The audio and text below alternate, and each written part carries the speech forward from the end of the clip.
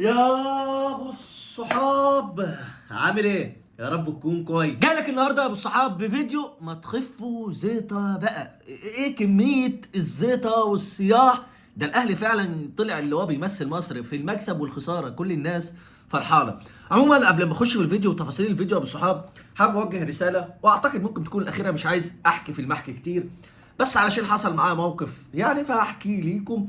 رساله مش ليك انت شخصيا، رساله للناس اللي هي ما زالت، اللي هي قفلت صفحتي من زمان، ومعظم المشاكل كان بسببهم، وانا كنت معاهم زمان، يعني كنا في جروب واحد وبتاع، اللي هم بيعملوا حمله مره واحده، يلا يا جماعه نطلع على صفحه كذا، يلا يا جماعه بتاع. خفوا بقى شغل العيال الصغيره دي، يعني فكره مش متفق على وجهه نظري، تقفل لي الصفحه او تعمل لي شويه بلاغات ريبورتات ايا كانت المسميات. يعني ليه؟ بلاش شغل العيال الصغيره ده، وكان في ايدي اذيكم مره واثنين وثلاثه، وكنت بطنش واقول كل واحد واكل عيشه. هم انا بالصحاب، رساله بقى ليك انت شخصيا، متفق معايا على المحتوى في الاول والاخر، دي قناه انا، يعني وجهه نظر انا بعد فضل ربنا الناس اللي عملتني، بس هي في الاول والاخر قناتي، فانا ليا وجهه نظر بقولها، مش معجب بيها، مش متوافقه مع رايك، عادي مفيش اي مشكله، ما تتابعنيش، موضوع بسيط ولا اكتر ولا اقل، في الاول والاخر هي وجهات نظر، متفق تختلف بقى ومقتنع باللي انا بقوله، رايك في الكومنتات تتكلم. اما طالما انت شايفني انا ابيض، انا بتاع ريتش، انا اهلاوي، ايا كانت المسميات مش متفقه مع رايك، موضوع بسيط، ما تتابعنيش. في الاول والاخر دي قناتي، وبقول فيها رايي ولا اكتر ولا اقل، ولا خدت في عرضك ولا خدت في عرض ده، ولا شتمت ده ولا شتمت ده. في الاول والاخر هي اراء في كره القدم، ولا اكتر ولا اقل. تعالى بقى يا صحاب نخش في الفيديو بتاعنا، علشان في تفاصيل كتيره مهمه، وامل النادي الاهلي في الصعود عامل ازاي. في ناس كتير اتكلمت، هقول لك تفصيله جديده، ومعانا كمان الشمتانين الفرحانين اللي كانوا بيدعوا المثاليه قدام الناس، وهنشجع النادي الاهلي اول ما الاهلي خسر شمتوا فيه، وانا شايفها ده نوع من نقص، او بمعنى اصح الاهلي حارق ناس كتير. انت بتقول كده وانت زملكاوي؟ اه بقول كده وانا زملكاوي، عشان ده ارض الواقع ودي الحقيقه. انت ما بتحبش الحقيقه براحتك، مفيش اي مشكله، انا هقول الحقيقه زي ما هي ولا اكتر ولا اقل. يلا يا ابو صحاب نخش في الفيديو. اتمنى نوصل الفيديو 10000 لايك، اللايك اللي هيساعد ان الفيديو يوصل لعدد كبير من الناس زي ما وقفوا معظم الفيديوهات. فيا ريت يا ابو صحاب تتفاعل بلايك، واللي لسه ما اشتركش في القناه اشترك في القناه وفعل الجرس عشان اي فيديو ننزله يجي لك اشعار بيه. ويلا نبدا، يلا. وتعالى يا ابو صحاب نبدا باول حكايه معانا. اعلامي كبير زملكاوي معروف بزملكاويته طلع في الاعلام المصري زي ما انت شايف الفيديو اللي قدامك ده. كلنا في ظهر النادي الاهلي يا جماعه، وكلنا بندعم النادي الاهلي. يا سلام، هبكي دم والله. تعالى بقى نشوف يا ابو الصحاب بعد ما الاهلي خسر في كاس العالم من بالميراس، تعالى نشوف قال ايه. الاهلي يا جماعه طلع مش جامد. مقوله شهيره اشتهرت، الاهلي جامد في مصر، جامد في افريقيا داخل القاره، لكن على المستوى العالمي وعلى مستويات مش عالميه قوي برضه مش جامد. كمان بنكبر زيزو ب 100 مليون 120 مليون، زيزو تعمل له برنامج قبل السفر مفاجاه بالانضمام للنادي الاهلي، وفي الاخر هو زيزو فين؟ ما لقاش النهارده. انت ايه رايك يا ابو الصحاب؟ يعني ايه رايك ان انت تطلع في الاعلام بوجه اللي احنا هنشجع النادي الاهلي، يعني بوجه ده، ومره واحده لما الاهلي يخسر على طول تظهر الشماته ده، وانت اعلام هترجع تطلع على القنوات تحلل وتتكلم؟ طب ايه المنطق في ده؟ طب انت كده بتاكل اكل عيش، ولا ده بيسموه ايه؟ بيسموه اللي انت غير حيادي. طب انت اطلع غير حيادي يا عم براحتك خالص، قول اللي انت مش هتشجع النادي الاهلي، ما انت طلعت هتشجع النادي الاهلي اول ما خسر.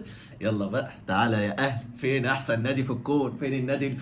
عموما هنرد نقطة نقطة. بالنسبة لكابتن خالد الغندور بيقول النادي الأهلي مش نادي عالمي. بص هديك كم مثال. مش الهلال السعودي الناس طايرة بيه وقصد الريال وعمل معامل؟ مش الأهلي كسبه قبل كده 4-0؟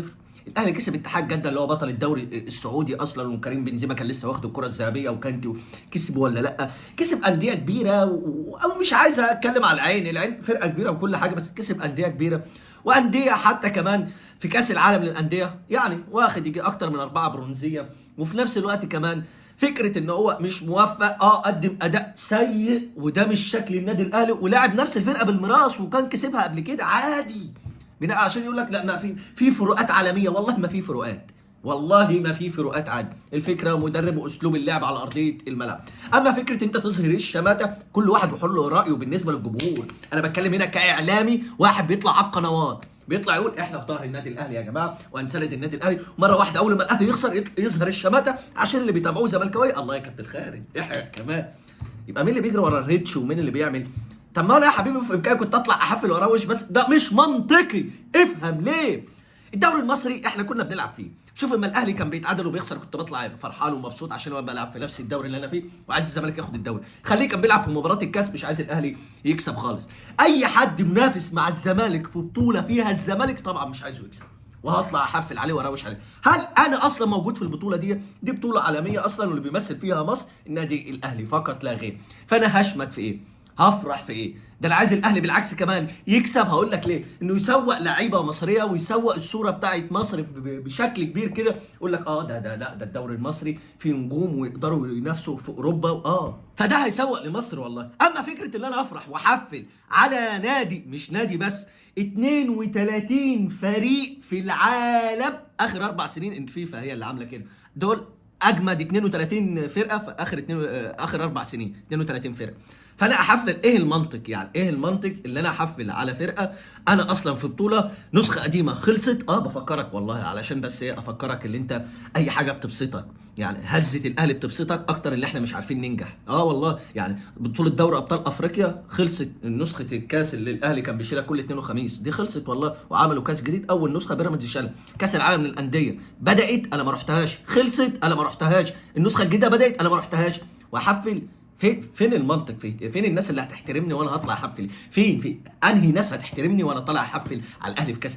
ما اعقل الكلام، خليه بس في الدوري المصري. وانت شفت الدوري المصري ما كنا بننافس كنت بطلع اول ما الاهلي بيتعادل بكون فرحان وبطلع اقول لك جيت على البايظ وبتاع. في كاس مصر، في السوق، اي بطوله فيها نادي الزمالك انا عايز الاهلي لو موجود فيها عايزه يخسر طبعا، ما هو منافس قوي مش عايزه يبقى موجود. اما انا مش موجود فانا هروش واحفل على الاهلي في بطوله عالميه زي ديت، فعيب عليك. وعموما بالصحابه انا عارف ان اي حاجه بقت تبسطك علشان الزمالك الفتره ديت مش موجود اصلا، بجيبها لك على بلاطه. وعموما كابتن خالد الغندور، الشماته اللي انت بتعملها ديت يا كابتن خالد، عايز افكرك بحاجه. انت بتطلع دعمت الترجي وهو خسر، ودعمت الوداد وهو خسر، والهلال لما قدم مباراه وتعادل فيها كنت بتدعمه. ما دعمتش الاهلي ليه؟ ده بالعكس طلعت شمت فيه وقلت فين زيزو البلول. انا عارف ان زيزو عشان كان اسطوره عندنا ودلوقتي ما بقوش ليه لازمه. فين زيزو؟ وبقى الموضوع رايح في حته ان انت تقلل من واحد طالما راح النادي الاهلي فتقلل منه على طول، وانت عارف كويس امكانيات امام وبن شرقي وزيزو، وعارف ان دول عشان بقول لك بس بيفضي نادي الزمالك. بالله بستحلفك بالله،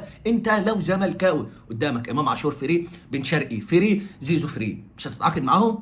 يعني هتتحط تحت بند اللي انت بتفضل النادي الاهلي. لو دول بقى في النادي الاهلي وبقوا فري هتاخدهم الثلاثه قدامك فري، ما تتعاقدش معاهم، انت تبقى اداره مختله في امال دول فري انت اللي سايبهم. تعالى يا عم العب في ولاعيبه تقال ويفرقوا مع اي فرقه. لا ده بيفضي نادي الزمالك، ما هو عشان انت فاشل. اي تعليق شماعات بيتصيطوا بس صفقات بوم طخ، بن شرقي بوم طخ، امام عاشور بوم طخ، زيزو بوم طخ. يا جدع ما تضحكوش بقى على العقول بقى. هو طالما انا مش متوافق مع وجهه نظرك يبقى خلاص انا فيا. والله دي الحقيقه، انت مش عايز تقتنع ما تقتنعش. ونيجي بقى بالصحاب للموضوع اللي بعد كده، والاهلي ازاي يصعد من دور المجموعات. ولسه في امل، فيه كل حاجه وارده، والكوره فيها حاجات كتير وهحكي لك القصه. بس بفكرك يا بالصحاب تعمل لايك، ولو ما انتش مشترك في القناه اشترك في القناه عشان ده بيساعد، وانا مستمر بعد فضل ربنا بالناس المحترمه اللي موجوده معانا في القناه واللي عندها وعي، زملكاويه واهلاويه ايا كان انتمائك، طول ما انت بتحترمنا وعندك وعي وفاهم اللي انا بقوله في الاول والاخر هي وجهات نظر. زي ما انت شايف الخبر بس اللي قدامك ده بالصحاب عشان افهمك. تخطت ال 150 مليون جنيه خسائر الاهلي في ايام بكاس العالم. الناس اللي مش فاهمه، الاهلي خسر بالفعل 3 مليون دولار. المباراه اللي اتعادل فيها قصاد انتر ميامي خد مليون دولار، لو كان كسب كان هياخد 2 مليون دولار، وخسر قصد بالميراث 2 مليون دولار، فكده 3 مليون دولار. عموما ديت يعني خسائر كبيره للنادي الاهلي، علشان في الاول والاخر دي بطوله اللي انت برضو بتجمع فيها فلوس، تقدر اما تيجي ترجع الدوريات بتاعتك، دي بطوله بتتعمل كل 4 سنين يعني مش كل يوم.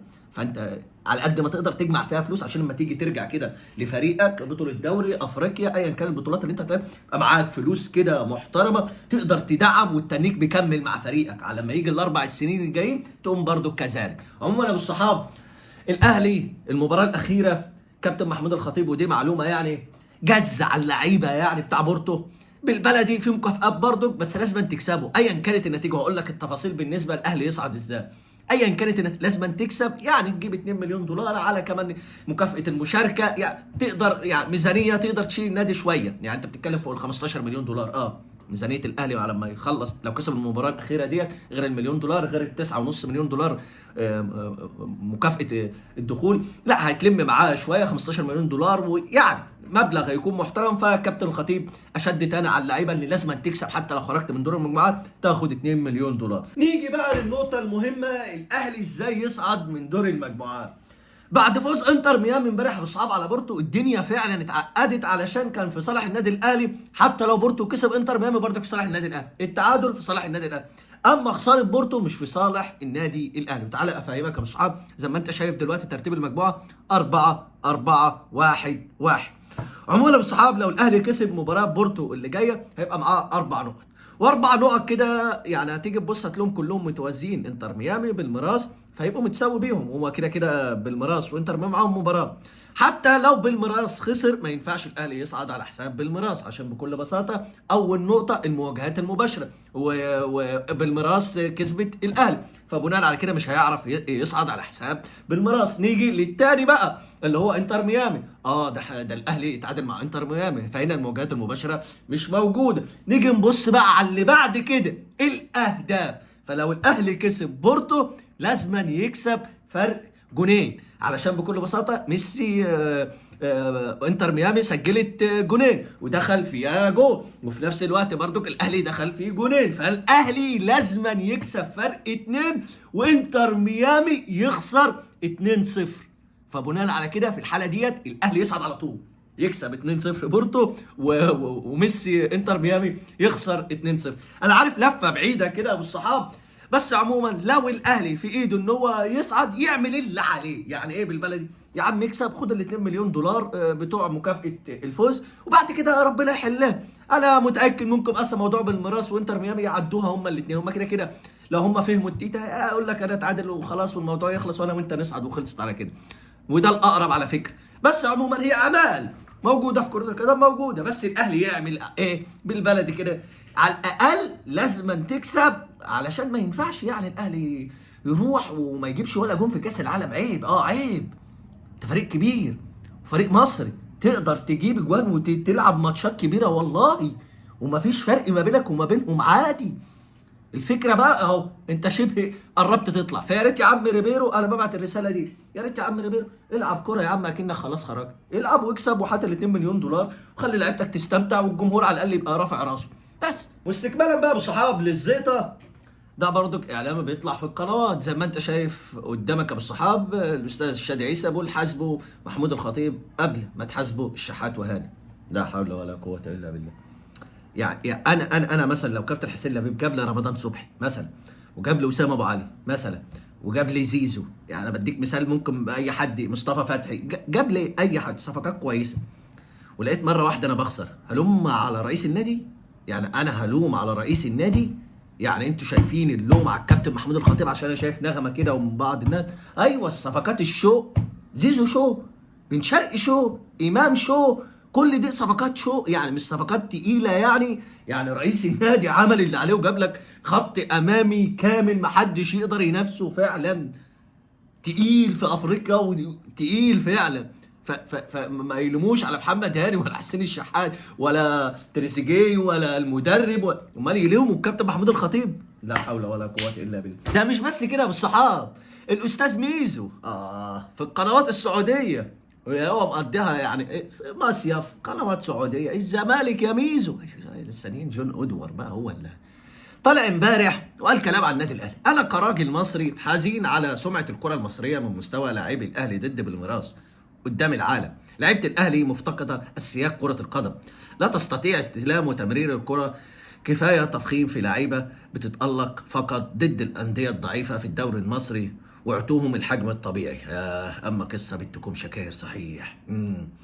زيزو ده ما كانش افضل لاعب في افريقيا، بن شرقي ده ما كانش بين قلبي، ما انا هعمل ايه؟ ما هو دول اسماء كانوا عندنا، ما انا لازم اذكرهم كتير، يعني لازم اذكر امام وبن شرقي، هم دول اللي كانوا عندنا وكنا طايرين بهم في السماء، فدول ما عندهمش اساسيات كره القدم.